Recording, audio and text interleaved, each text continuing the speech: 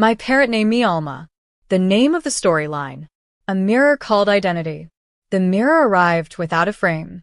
It stood upright against the far wall of the small apartment in New York City, tall and narrow, its edges raw as though it had been cut from a larger truth.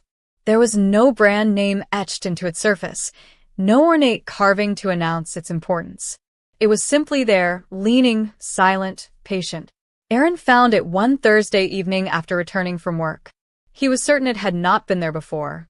His apartment was too small for him not to notice new objects.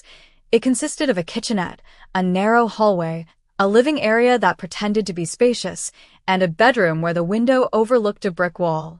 Yet the mirror stood there as if it had always belonged. He did not panic. Modern life had conditioned him to accept the inexplicable as long as it was not inconvenient.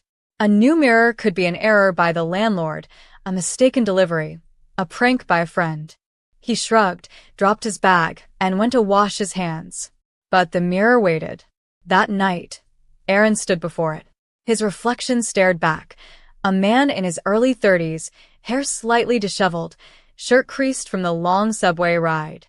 The fluorescent light above cast a pale hue across his face. There was nothing unusual, no distortion, no ripple, no cinematic shimmer like in fantasy films such as The Matrix. He smirked at his own imagination. "You're tired," he told himself. Yet something lingered in his gaze.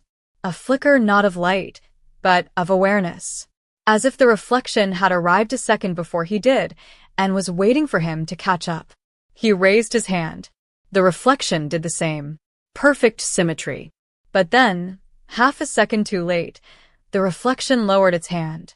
Aaron froze. He did not move. The reflection remained still now, mirroring him exactly. Perhaps it had been a trick of perception. Neuroscience often explains such phenomena. The brain predicted movement before it happened, sometimes producing tiny mismatches.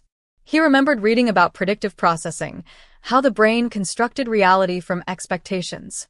Reality was a negotiation between sensory input and prior belief.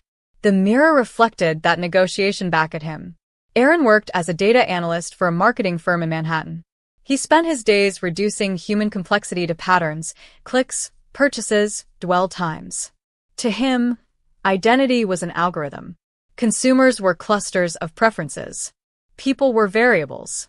Yet at night, he sometimes felt hollow. In college, he had read works by philosophers like Jean-Paul Sartre, who argued that existence preceded essence. That humans were not born with a defined nature, they became what